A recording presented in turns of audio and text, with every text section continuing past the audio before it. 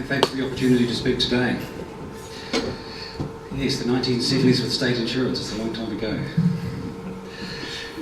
So I've had a foot in both the underwriting camp and the broking side as well, and I'm currently back with, as you can see, with Marsh as a broker.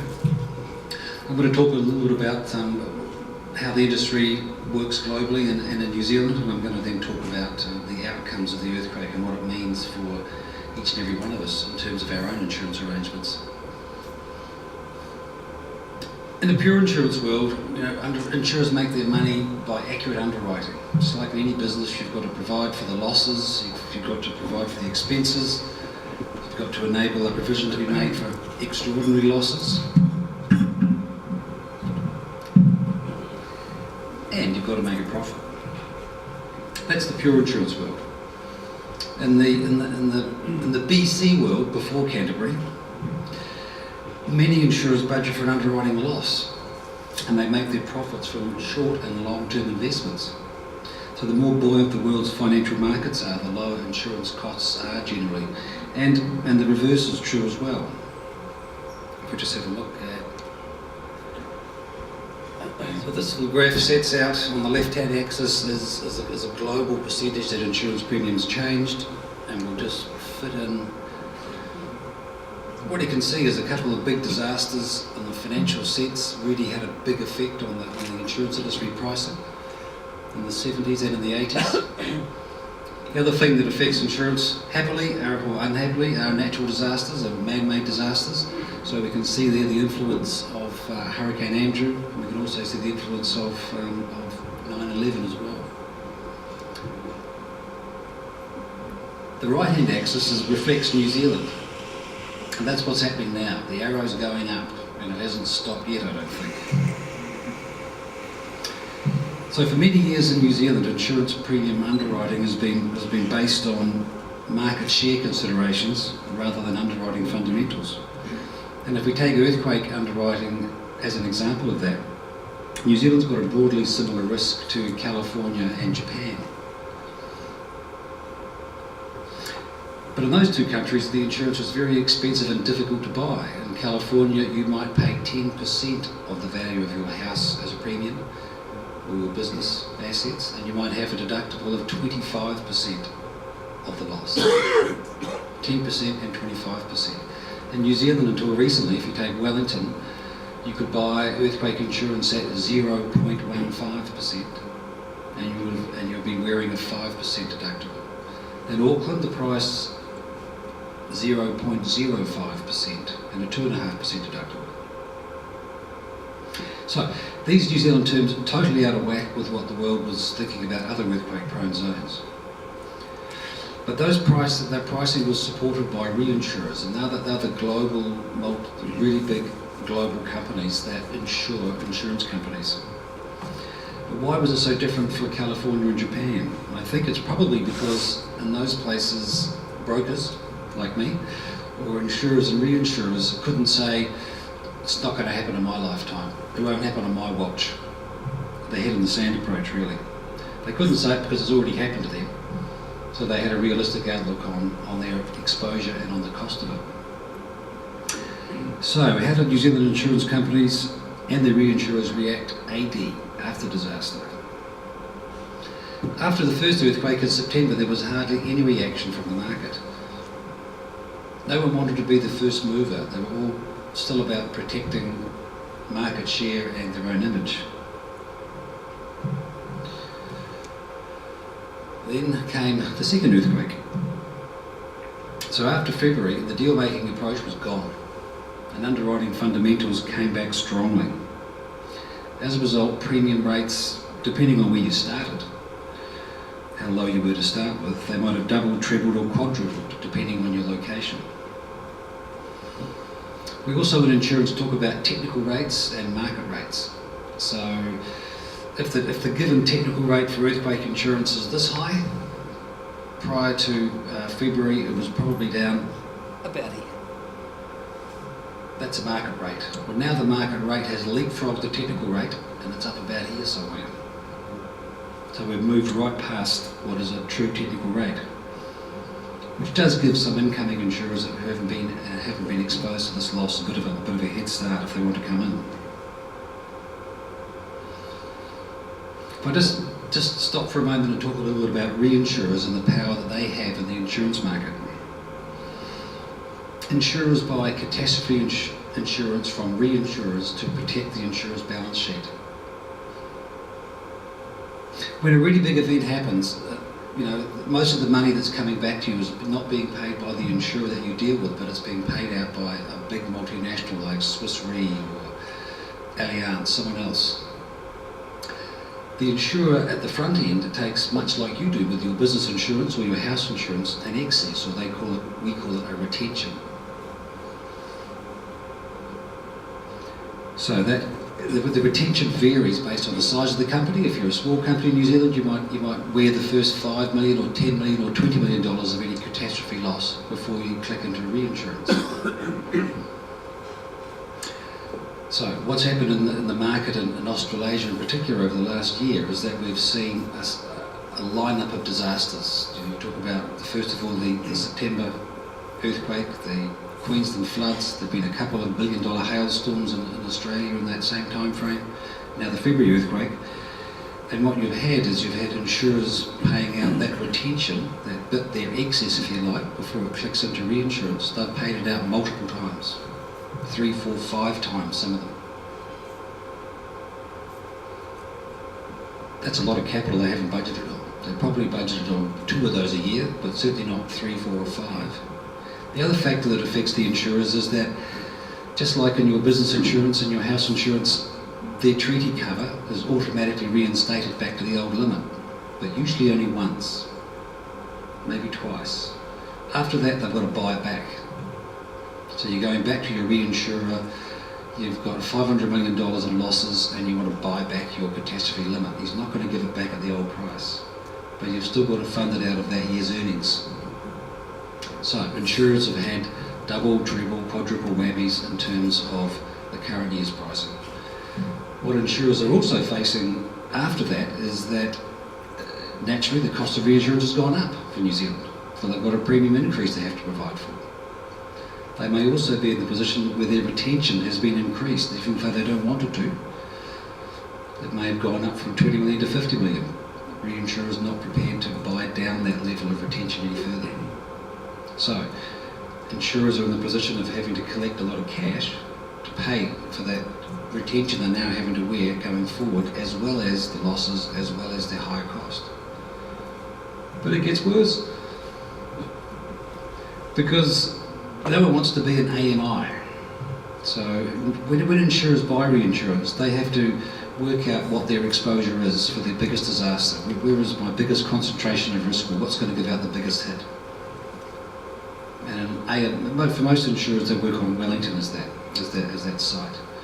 AMI's predominant business was very strong in Canterbury, and they worked out what their losses could be from the earthquake they selected, and they got the numbers wrong. They didn't have enough reinsurance for the event that happened, and the government will eventually need to step in and assist them. They haven't had to pay out all of their money that's available from reinsurers yet because things haven't started, but when it does start, it won't be enough. So insurers and the rest of the market are having to have another look and decide, are our models for how much reinsurance we buy accurate? They may have to be buying more reinsurance in what is already a very hard market for buying insurance. So while certainly the premium is the headline item, but there are quite a few other factors that have changed in the insurance market around availability and scope of cover. And the first among these is the change that many insurers are introducing, which is a cap on the limit of insurance. Traditionally, when you buy insurance, you buy a limit and you have unlimited reinstatements. As many times as you burn that building or another one next to it, you get the limit is pushed back up to 100% the instant the fire starts. It's called an automatic reinstatement. Well, insurers aren't doing that so much anymore for disaster damage. When we think of natural disaster damage, insurers think of earthquake, volcanic eruption, geothermal hydrothermal activity, and a tsunami. Generally, those are called disaster damages. So your limit's now only available once in the period. And like those insurers, if the disaster happens, you may have to buy your limit back again. But once it's burned or shaken, the limit's gone for many people in terms of natural disaster insurance. This is particularly a problem for people who haven't got accurate valuations. They don't have enough cover, and they won't, going forward. You really need to look at things like that, the administrative side of getting the right information in front of your broker and your insurer. Another big change are the limitations being placed on business interruption cover for what are called contingent losses. These are pretty important extensions for losses coming out of loss of your suppliers, loss of your customers, your dependence on utilities like power and water, prevention of access, acts of civil authorities. Most of these covers are readily available in the market, or have been, with a 10% sort of sublimit. But some insurers are now excluding contingent losses from, particularly losses emanating out of Canterbury or other locations, and they're also introducing long time deductibles, 30 days, 60 days before you can claim. Another limitation associated with business interruption cover is a cap on the length of time you get cover for. You know, if you're living in Wellington, or even when you're living in Auckland, we've got a volcanic eruption issue. People should be buying long indemnity periods. People often only buy 12 months, which, as we can see from Christchurch, is never long enough in a disaster. Most people base their period of indemnity, this period after a loss that the insurer will pay you, or loss of profit on your wages, they base it on a single event like a fire. They don't think necessarily in terms of a much wider area disaster that everything slows down. So most people would need 24 months, and many would need 36. But insurers now, in an effort to spread around the capacity they have, are capping the period of cover at 24 months. Some, not all.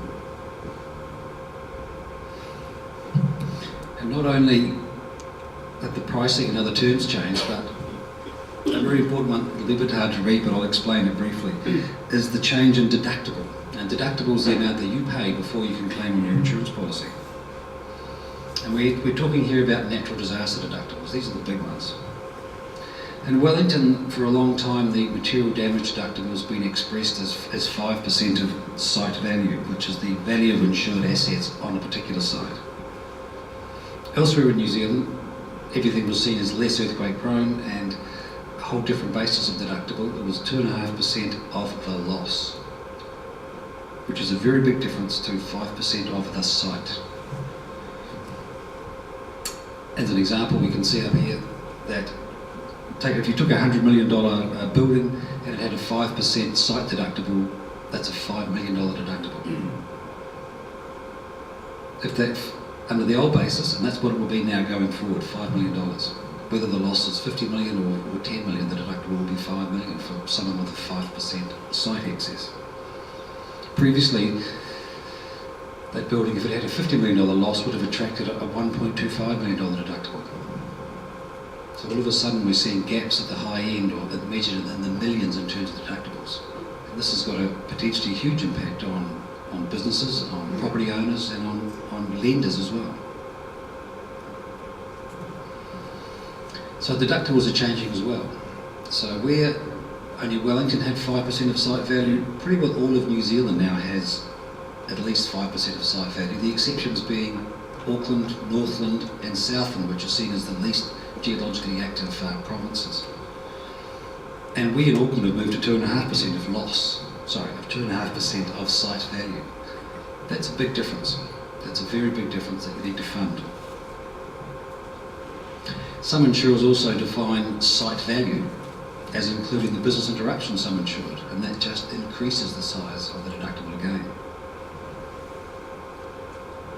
Contract works is a favourite of mine. I've done a lot of contract works insurance, and the deductibles there are moving as well. They've moved from a proportion of loss to a proportion of of contract costs spent. So that's again customary 2.5 or 5%.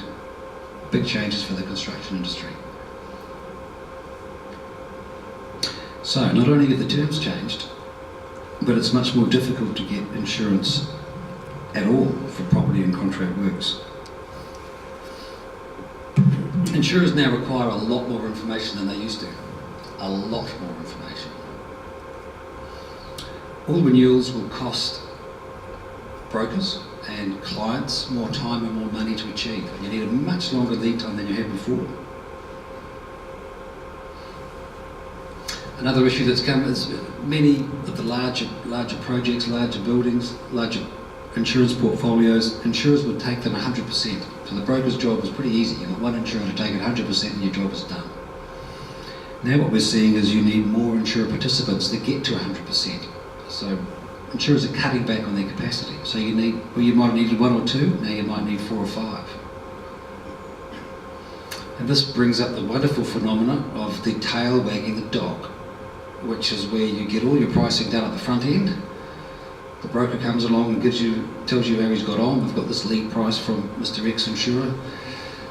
But it's not until you get 100% placed that the price is finally known. And it could be the tail wagging the dog. That last 10% placement could be the one that changes the terms completely. So the deal's not done until the deal's 100%. And that can cause some really difficult last-minute conversations between a broker and his client, and the price or the other parts of the cover change dramatically.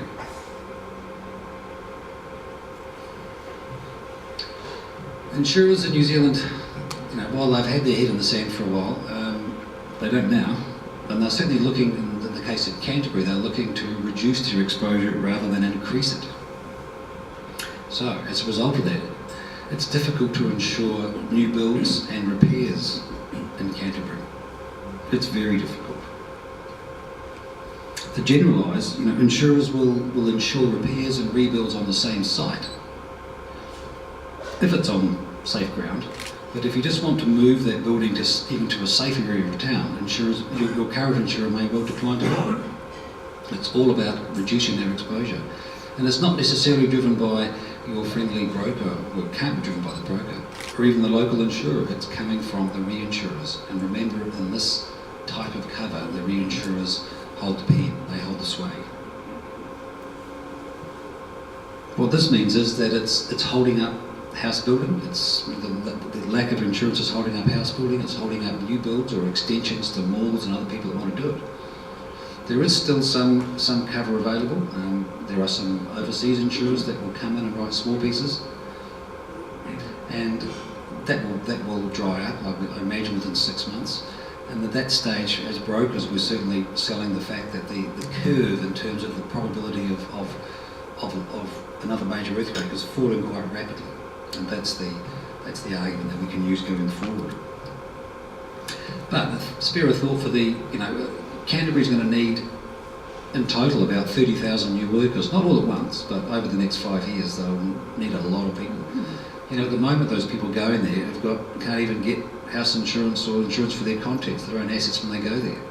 So it's not an easy, it's not easy to get people down there.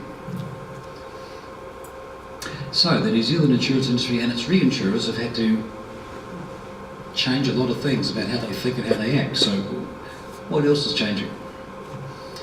Well, the attitude to earthquake-prone buildings certainly is. When we think of earthquake-prone buildings, we think of old ones, but interestingly enough, buildings constructed in the 60s and 70s can still be deemed earthquake-prone because of certain features or weaknesses. A building is earthquake-prone if it doesn't meet 35% of the current code at that particular location. But the scale of that percentage is exponential. If a building is at 33% of current code, there is 20 times the risk of the building reaching a similar condition in a full strength earthquake compared to a 100% code building. 20 times the risk. At 67% of current code, it's still 3 times the risk. Since 2006, territorial authorities have to have a policy on how they treat earthquake-prone buildings. There were 73 territorial authorities. 38% adopted a performance level of 33%, so an upgrade to 33%. 20 of them adopted 67%, and 15 for just greater than 40%. A couple of examples. Napier, it adopted 33% performance and allowed 10 years to strengthen buildings rated at less than 15%, and between 15 and 33% it allowed for 50 years. The Wellington Council also adopted 33%, but it used an important scale to decide the time frame. High priority buildings like hospitals and police stations, radio stations had 10 years, moderate 15, low 20. Auckland, a bit closer to our hearts, also adopted 33%. So when you hear something being strengthened to their current rules, it's still only being strengthened potentially to 33%. From an insurer's point of view, it doesn't mean much at all, because the buildings still fall apart. The 33% is aimed at preserving life and avoiding total structural collapse. But if you've seen those pictures of steel structures inside peeled off masonry walls out of Christchurch, that's the reality for insurers. The strengthening has not salved any loss as such, salved loss of life, but not property loss. So out of this earthquake, territorial authorities are reviewing their performance requirements and their timelines. Straight after the September earthquake, Canterbury bumped up its required strengthening code to 67%. But let's just give you a bit of an insight into the cost implications. As an underwriter, I had a $10 million building in Christchurch, unstrengthened, earthquake prone. $10 million was its replacement valuation. To fix the damage as it was, $2 million. To fix the damage and strengthen the building to 33%, $4 million. To fix the damage and strengthen the whole building to 67%, $12 million.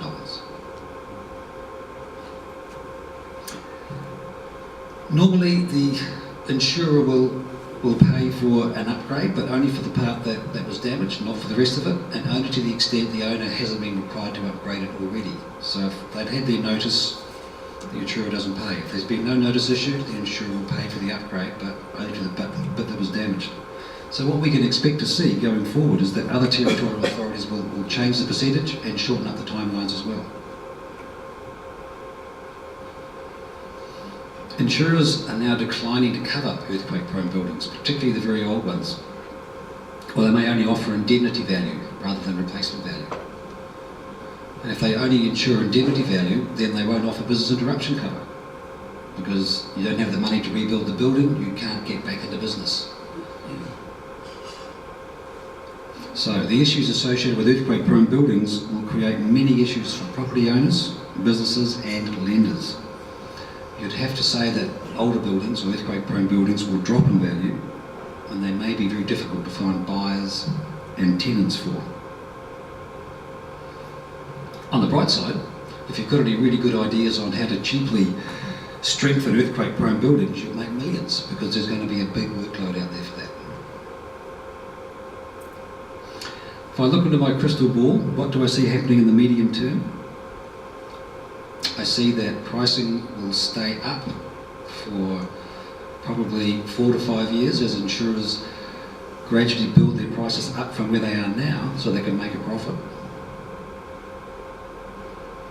So it will take some time before prices start falling. I would say at least 5 years, and the conditions won't really change. Those issues around aggregate limits, those issues around reduced indemnity periods, the issues around earthquake-prone buildings, they won't go away. The changes are here. As I noted in my notes, the reinsurance markets had their collective head pulled out of the sand, and we're seen in the same light as California and Japan going forward, so no real changes for us in that sense. Some insurers and some reinsurers aren't quite as tough as others yet, and some brokers are better positioned than others to meet the challenges in this new world. But my advice to each and every one of you in business is don't wait to renewal to find out what's happening. Go and talk to your broker and get a bit proactive. You will need a lot of information to get it done. The sooner you get the information in and your broker started, the better it is, because those last minute deals just don't happen at the moment. Okay, I'm sorry I couldn't finish on a much happier note. I should have had a joke ready perhaps, but I haven't. But thank you very much for listening so calmly And if you've got any questions, I'll be happy to try and answer them. Time for a question or two. Jerry Brownlee's trip to convince people that we're not earthquake zone, is that just a junket or is that realistic? Can you do any good?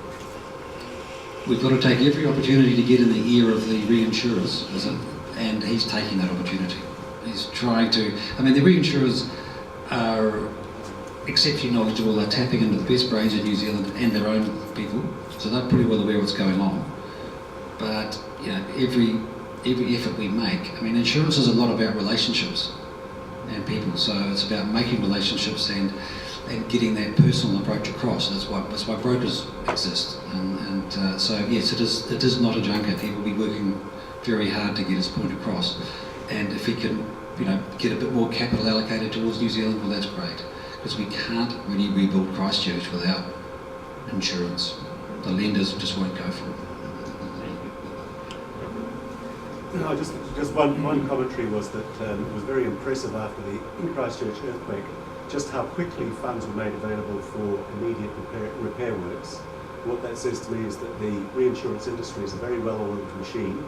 It has large amounts of capital readily available and is able just to throw them across the border to a disaster, which was impressive. But the question was this: the Earthquake Commission also has a part to play in this. Presumably their funds are depleted. How does that work in with what you're talking about in terms of cover for earthquake-style disasters? Okay, the Earthquake Commission's cover is limited to domestic. It's house and contents. It's $100,000 for houses, it's $20,000 for contents.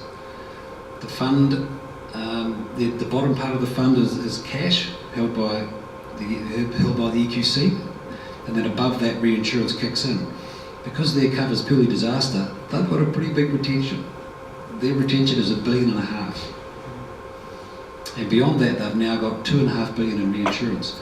So what's just like any other insurer, the Earthquake Commission's in the position of having to get cash in to cover that bottom end, that retention. Because their fund is now down to -0, and they've spent their 1.5 and something else. So they've got to build up their funds. So you can expect some substantial changes in your earthquake